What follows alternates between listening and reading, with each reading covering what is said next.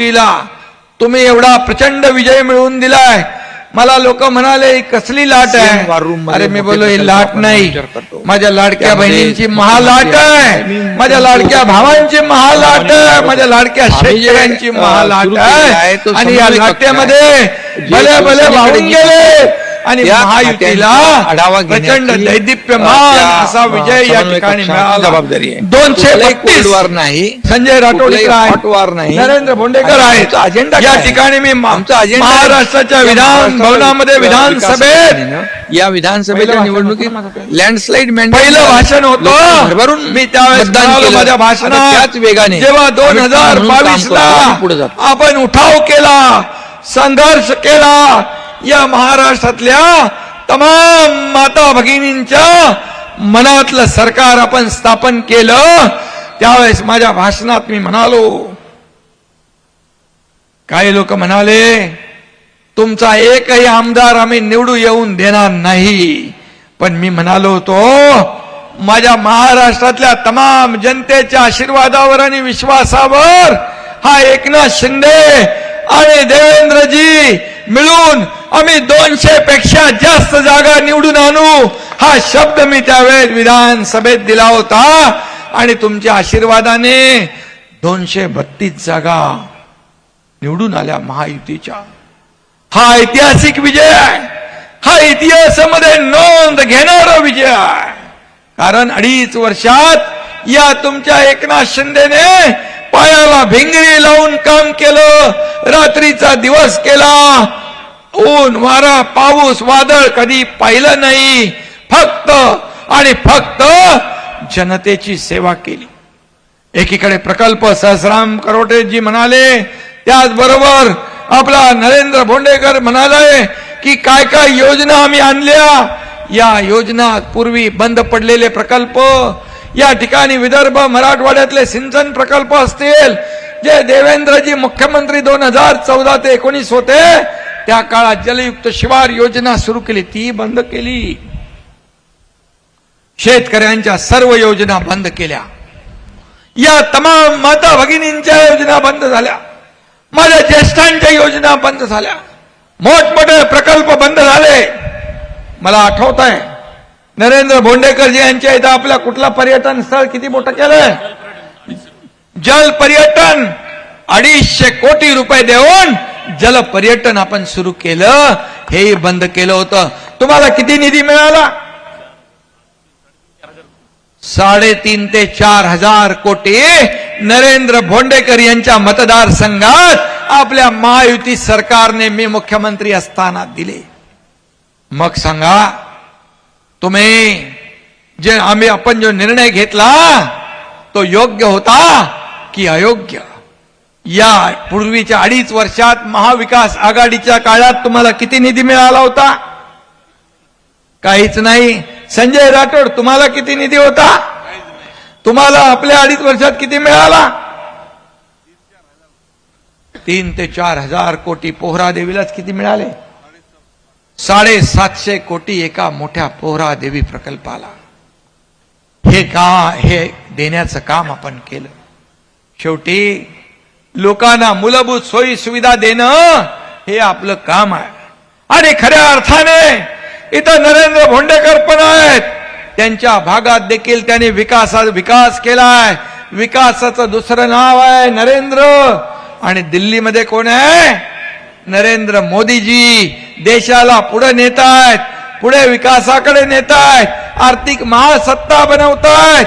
आणि अमेरिकेचे राष्ट्राध्यक्ष ट्रम्प काय म्हणाले? त्यांनी एक पुस्तक भेट दिलं. त्या पुस्तकात त्यांनी म्हटलंय, मोदीजी आप महान हो. हे देशाच्या प्रधानमंत्र्याच्या बद्दल उद्गार काढल्यानंतर अनेक लोकांना पोटदुखी सुरू होते. अरे आपल्या देशाचा गौरव जगात वाढतोय तर अभिमान पाहिजे आपल्याला. आणि म्हणून इकडे देखील आमचा नरेंद्र भोंडेकर काम करतोय. सहस्राम तुमच्या नावात राम आहे.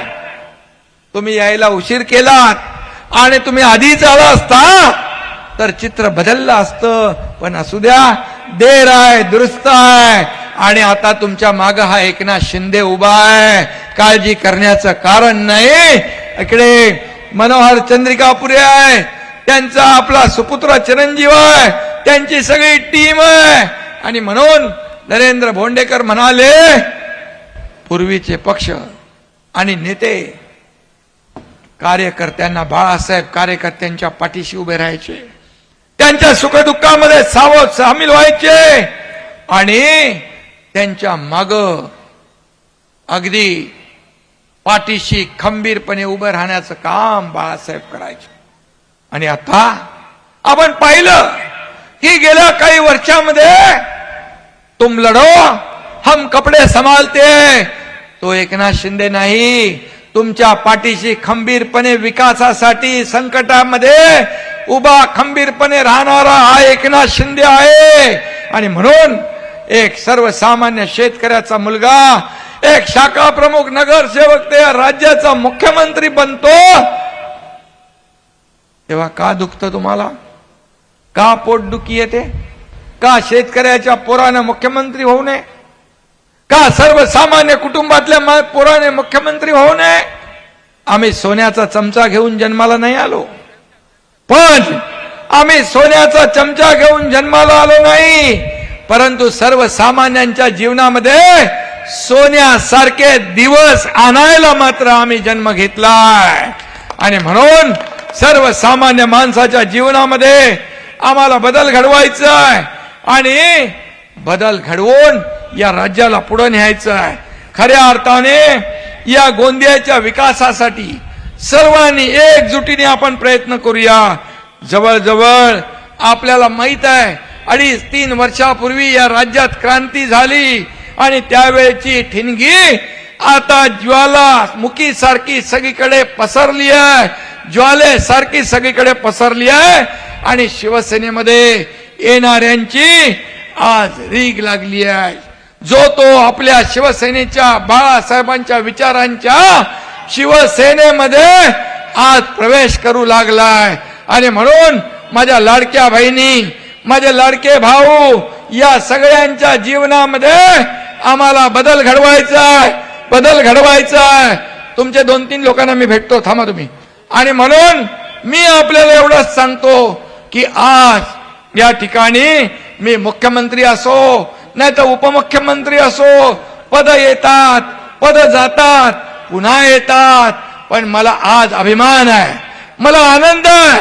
या राज्यातल्या करोडो करोडो लाडक्या बहिणींचा लाडका भाऊ ही मला मिळालेली ओळख सगळ्यात मोठी आहे, सगळ्यात मोठ्या सर्व पदांपेक्षा मोठी आहे. आणि म्हणून मी आपल्याला एवढंच सांगतो, मगाशी नरेंद्रनी सांगितलं की गाडी थांबवून कुठेही एकनाथ शिंदे थांबतो, याचं कारण काय? हा एकनाथ शिंदे सर्वसामान्यांचा माणूस आहे, सर्वसामान्यांचं सरकार सर्वसामान्य आहे. गोर गरीब कुटुंबातून हा मुख्यमंत्री झालाय. आणि म्हणून शेतकऱ्यांना देखील आता 2.5 वर्षात आपण 45,000 कोटी रुपये देण्याचं काम केलं. धानाला बोनस मुख्यमंत्री असताना आपण वाढवला. आणि म्हणून एकेकाळी विदर्भ हा शिवसेनेचा बालेकिल्ला होता. शिवसेनेवर प्रेम करणारे लाखो करोडो इथे सर्व नागरिक होते, पण 2022 पूर्वी याकडे कुणी लक्ष दिले नाही. पण मी आज सांगतो, ही सगळी जी टीम आहे, आणि म्हणून शिवसेनेला इथं बॅकफुटवर जावं लागलं. पण आता नरेंद्र भोंडेकर, करोटे, इथे आपले चंद्रिकापुरे, ही सगळी टीम, आणि आमचा संजय राठोड पण विदर्भातला आहे. आणि मग या सगळ्या टीमने एकत्र येऊन या विदर्भामध्ये आपल्याला काम करायचं आहे. विदर्भातला हा माणूस प्रेमळ आहे. आणि म्हणून आपली शिवसेना जी आहे, आपली शिवसेना बघा, लोक काय येतात, लोक गेले की कचरा, लोक सोडून गेले की म्हणतात गद्दार. अरे बाबांनो, पण लोक काय येतात, एवढी लोक आज उन्हात या ठिकाणी का आली, याचा विचार करा, आत्मपरीक्षण करा, आत्मचिंतन करा.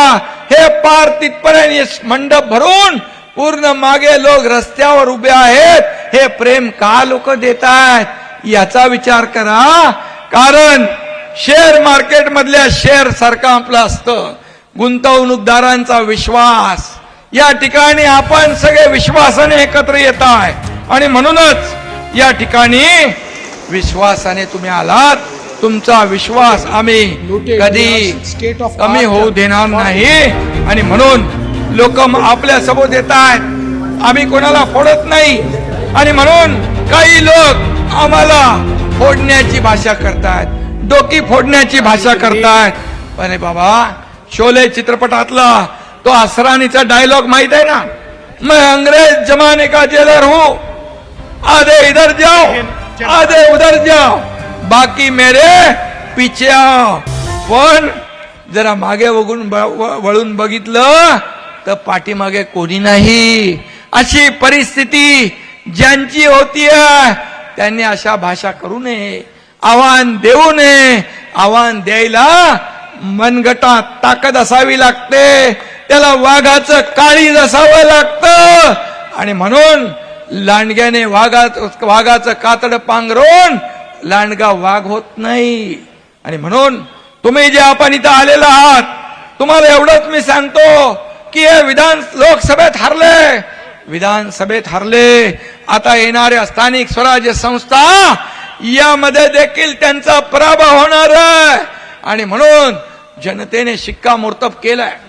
लोकसभेत फेक नरेटिव्ह पसरवून तुम्ही मतं गोळा केली, परंतु विधानसभेमध्ये तुम्हाला ते शक्य झालं नाही. माझ्या बांधवांनो आणि भगिनींनो, तुम्हाला एवढंच सांगतो, विधानसभेत महाविकास आघाडीने मंत्रिमंडळाचं वाटप केलं होतं. कोणाला काय घ्यायचं, कोणाला काय द्यायचं,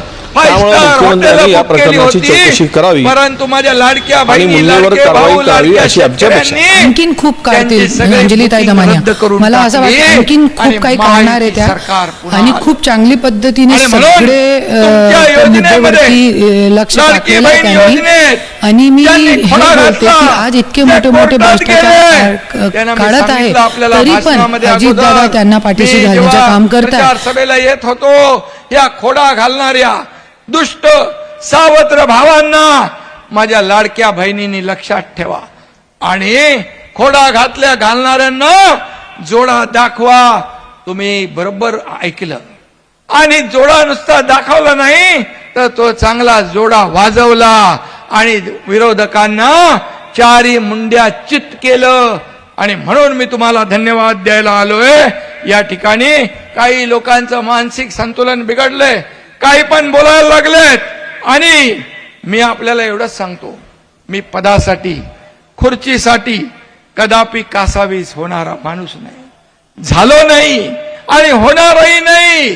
कारण हा एकनाथ शिंदे मला खुर्ची नाही, लोकांच्या गरजा शोधणारा आहे, लोकांच्या समस्या शोधणारा आहे, लोकांच्या अडचणी शोधणारा आहे. आणि म्हणून मला काय मिळालं यापेक्षा या महाराष्ट्रातल्या माझ्या तमाम जनतेला काय मिळालं हे बघणारा आहे. आणि म्हणून तुम्ही किती काही सांगितलं तरी काही त्याचा परिणाम होणार नाही. म्हणून मी एवढंच सांगतो, आपण त्यांना यांचं मानसिक संतुलन बिघडलंय, तब्येत खराब झाली आहे, त्यांना आपण गेट वेल मामू म्हणूया आणि सोडून देऊया. आणि म्हणून काही लोक म्हणाले कोल्ड वॉर आहे. आमच्यामध्ये कुठलेही कोल्ड वॉर नाही, होणारही नाही. देवेंद्र फडणवीस मुख्यमंत्री आहेत, मी आणि अजितदादा एक टीम बनून काम करतोय. कधी कधी चॅनलवाल्यांना आपल्याला कधी एखाद दिवस बिन बातम्यांचा थोडा थंड दिवस आला की कोल्ड वॉर आपण झालं म्हणून म्हणता, परंतु किती ब्रेकिंग न्यूज आल्या तरी आमचं काही ब्रेक होणार नाही. ये फेविकॉल का जोड है, कभी टूटेगा तुम्ही नहीं. मान्यानी असाल तर एवढंच मी सांगा आपल्याला प्रस्ताव सांगतो. कधी होता आणि म्हणून आणि तुम्ही मी कधी आपल्याला हे ठेवलात, सांगतो. कधी ती मान्यता दिली, दिल्लीमध्ये कारण हे सगळं डीबीटी या अंतर्गत तुमच्या खरं व्हायला हवं होतं. तुम्ही महादजी त्यातनं शिंदे बगल पुरस्कार घेऊन दिला. हे जे केलंय ते महादजी अतिशय शिंदे चुकीचं आहे. राष्ट्रगौरव एक सांगा, जर पुरस्कार दिला. शासन आहे आणि शासनाच्या बाहेर कोणी कृत्य केलं असेल, महापराक्रमी शासनाची महादजी जबाबदारी शिंदे नाही होते. चौकशी करण्याची, त्यांच्या नावाचा फडणवीसांची पुरस्कार, नाहीये, त्यांच्या अजित पवारांची नावाचा चौकशी पुरस्कार करण्याची जबाबदारी नाहीये. मिळणं का ही जाऊ मी देखील कोर्टात? आपल्यासाठी कारण त्यांना माहितीये अभिमानाची बाब आहे. पेंडन्सी एवढी आहे कोर्टाची, परंतु वर्षानुवर्ष लागतात तिथे त्याला. देखील पोटदुखी सिंचन सुरू बोर्डाची झाली. केस मी 10 वर्ष उभाटाच्या लढले पोटात आणि शेवटी चांगलीच कळ शासनाने आली. केस क्लोज केली. अरे, त्यामुळे पुढे काहीच झालं नाही. कितना जलोगे? आणि मी लढत कितना बसायचं आणि जलोगे? तुम्ही इथे असे मंत्रिपदाचा जलकर खेळ एक करत दिन राहाल. किती खुदी योग्य आहे? राख हो जाओगे अशी तुमची अवस्था होईल. अरे तुम्ही पुरस्कार मला दिला, तुम्ही अमित शहाचा अपमान केला, तुम्ही शरद पवार साहेबांचा अपमान केला, तुम्ही महादजी शिंदेचा अपमान केला, तुम्ही साहित्यिकांचा अपमान केला, तुम्ही सगळ्यांचा अपमान केला. आणि म्हणून कुठं फेडणार हा पाप? आणि म्हणून या ठिकाणी मी तुम्हाला एवढंच सांगतो की हा एकनाथ शिंदे डरणारा नाही, हा एकनाथ शिंदे घाबरणार नाही. काय मला काल का कधी कुठला धमकीचा कुठला मेल कोणी पाठवला, परंतु एकनाथ शिंदे कधी धमक्यांना घाबरला नाही. मी बाळासाहेब आणि दिघे साहेबांचा शिवसैनिक आहे. आणि दिघे साहेब असताना डान्स बार, लेडीज बार बंद केले, त्यावेळेस देखील मला खूप धमक्या आल्या. जेव्हा मी गडचिरोली पसरवला आणि विरोध, मी एवढंच सांगतो, आपण त्यांना यांचं मानसिक संतुलन बिघडलंय, तब्येत खराब झाली आहे, त्यांना आपण गेट वेल मामू म्हणूया आणि सोडून देऊया. आणि म्हणून काही लोक म्हणाले कोल्ड वॉर आहे. आमच्यामध्ये कुठलंही कोल्ड वॉर नाही, होणारही नाही.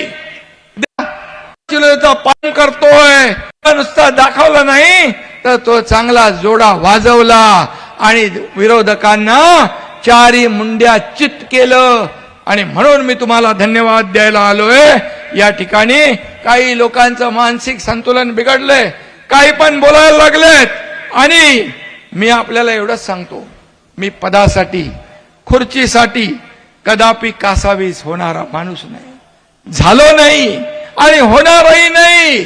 कारण हा एकनाथ शिंदे मला खुर्ची नाही, लोकांच्या गरजा शोधणारा आहे, लोकांच्या समस्या शोधणारा आहे, लोकांच्या अडचणी शोधणारा आहे.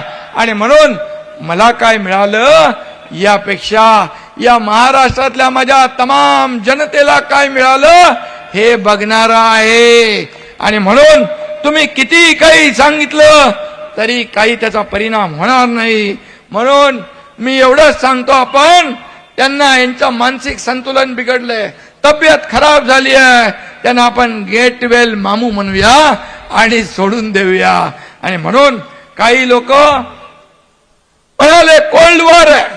आमच्यामध्ये कुठलंही कोल्ड वॉर नाही, होणारही नाही. देवेंद्र फडणवीस मुख्यमंत्री आहेत, मी आणि अजितदादा एक टीम बनून काम करतोय. कधी कधी चॅनलवाल्यांना आपल्याला कधी एखाद दिवस बिन बातम्यांचा थोडा थंड दिवस आला की कोल्ड वॉर आपण झालं म्हणून म्हणता, परंतु किती ब्रेकिंग न्यूज आल्या तरी आमचं काही ब्रेक होणार नाही. ये फेविकॉल का जोड है, कभी टूटेगा नहीं.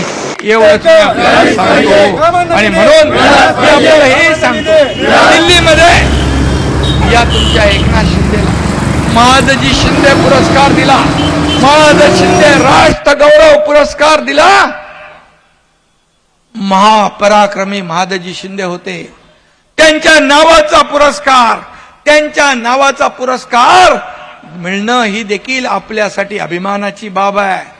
परंतु तिथे देखील पोटदुखी सुरू झाली, उबाटाच्या पोटात चांगलीच कळ आली. अरे कितना जलोगे, कितना जलोगे, जलकर एक दिन खुदी राख हो जाओगे अशी तुमची अवस्था होईल. अरे तुम्ही पुरस्कार मला दिला, तुम्ही अमित शहाचा अपमान केला, तुम्ही शरद पवार साहेबांचा अपमान केला, तुम्ही महादजी शिंदेचा अपमान केला, तुम्ही साहित्यिकांचा अपमान केला, तुम्ही सगळ्यांचा अपमान केला. आणि म्हणून कुठं फेडणार हा पाप? आणि म्हणून या ठिकाणी मी तुम्हाला एवढंच सांगतो की हा एकनाथ शिंदे डरणारा नाही, हा एकनाथ शिंदे घाबरणार नाही. काय मला काल का कधी कुठला धमकीचा कुठला मेल कोणी पाठवला, परंतु एकनाथ शिंदे कधी धमक्यांना घाबरला नाही. मी बाळासाहेब आणि दिघे साहेबांचा शिवसैनिक आहे. आणि दिघे साहेब असताना डान्स बार लेडीज बार बंद केले. CS यांच्या अध्यक्षतेखाली एक कमिटी आहे आणि त्या कमिटीने CS चीफ सेक्रेटरी यांच्या मान्यतेशिवाय मुख्यमंत्र्यांकडे पाहिलं जाऊ शकत नाही.